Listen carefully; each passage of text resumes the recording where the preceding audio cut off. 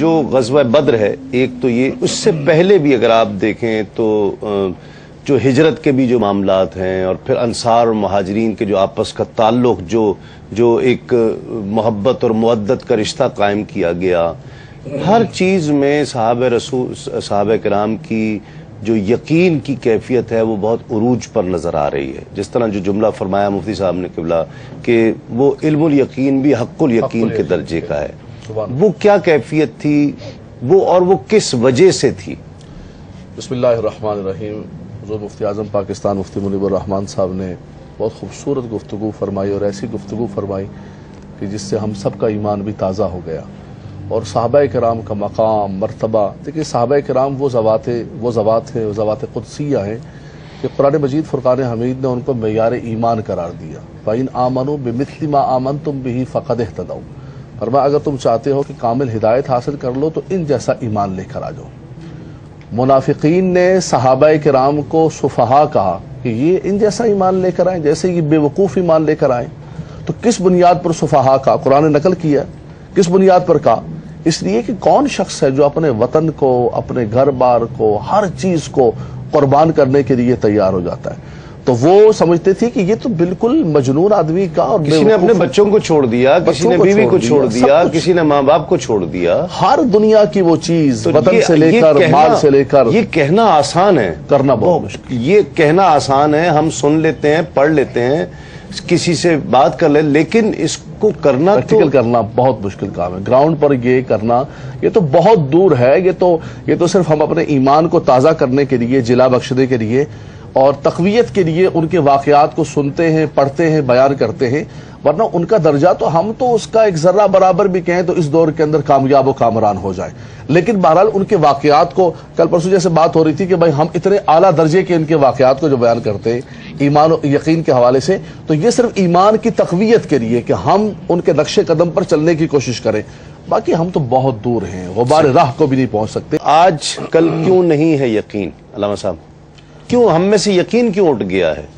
دیکھیں جی، یقین، آخرت کی سب چیزیں معلوم ہے، یہ کریں گے تو یہ اجر ملے گا، یہ کریں گے تو، پھر بھی یہ کیوں اہم ہے؟ دنیا کیوں مور امپورٹنٹ ہو گئی ہے آخرت کے مقابلے میں؟ دیکھیں جی، یہ تو میں ایک لفظ کہوں گا اگر آپ اجازت دیں، ایک تو قرب قیامت ہے. لیکن آپ کہیں گے قرب قیامت کہہ کے جان تو نہیں چھڑا سکتے ہو. لیکن اس پہ گزارش کریں گے کہ یہ نہیں ہونا چاہیے تھا. ہونا یہی چاہیے تھا کہ وہی ایمان ہو ہمارا، اور وہی یقین اور ایقان ہو. الذین یظنون انہم ملاقو ربہم وانہم الیہ راجعون، جو ایمانیات کے اندر ہے، اور جو ایمان بالغیب ہے، بالغیب کے اندر بھی ایک یقین ہے، اور اس کے اندر بھی یظنون یہاں پر یوقنون کے معنی میں.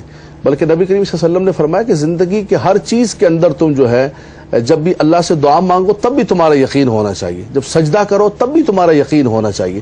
اللہ تبارک و تعالیٰ اپنے بندے سے کہتا ہے کہ میرے بارے میں اچھا یقین، اچھا گمان رکھو، تم میں تمہیں ویسے عطا کروں. ادعوا اللہ وانتم موقنون بالاجابۃ. مفتی صاحب بیٹھے ہوئے ہیں، فرمایا جب بھی اللہ سے دعا مانگو تو اس یقین کے ساتھ دعا مانگو کہ میرا مالک و مولا میری دعا کو شرف قبولیت عطا فرمائے گا. تو یہ تو ایمان کا یوں کہا جا سکتا ہے جس کا دعا پر یقین نہیں اس کا خدا پر یقین نہیں. بالکل یہ کہا جا سکتا ہے. جیسے جیسے آپ کا یقین دھندلا ہوتا جائے گا آخرت کے حوالے سے، اللہ کی ذات کے حوالے سے، کسی بھی اعتبار سے، چونکہ یقین کا تعلق ایمان کے ساتھ ہے، جو آپ کا یقین کمزور ہوتا جائے گا، دھندلا ہوتا جائے گا، آپ کو آخرت کی قبر کی فکر نہیں رہے گی، تو اس کا مطلب ہے کہ آپ کا ایمان کمزور ہوتا جا رہا ہے اور آپ ایک صرف نام کے مسلمان رہ گئے. یہی قرآن نے کہا کہ فرشتے ان کے لیے اتارے. دیکھیں رات کے وقت اللہ تعالیٰ نے کتنا کرم کیا. اذ یغشیکم النعاس امانۃ منہ وینزل علیکم ماء لیطہرکم. فرمایا اللہ تبارک و تعالیٰ نے آسمان سے پانی اتار دیا، اور بدر والے تھکے ہوئے آئے تھے اصحاب بدر، ایک اونگ آ گئی. رب تبارک و تعالیٰ تو مدد فرما رہے ہیں، تم میدان کے اندر نکلو تو صحیح، تم اپنے اندر یقین پیدا کرو، ایثار کا جذبہ پیدا کرو، اطاعت رسول صلی اللہ علیہ وسلم اور حضور کے نقش قدم پر چلنے کی کوشش کرو. فرشتے اترے اور دوبارہ فرشتوں کے اترنے کے لیے شرط کیا رکھی؟ بلا ان تصبروا وتتقوا ویاتوکم من فورہم ھذا یمددکم ربکم بخمسۃ آلاف. فرمایا اگر تم نے صبر اختیار کیا اور تم نے تقوی اختیار کیا، تمہارا یقین، صبر، تقوی، اطاعت بڑھ گئی، تو فرمایا رب تبارک و تعالیٰ یہ 3000 کیا 5000 کر دے گا. یعنی اللہ تبارک و تعالیٰ کی تائید و نصرت بڑھتی رہتی ہے اگر انسان کا تقوی، ایمان، اطاعت بڑھتی ہے.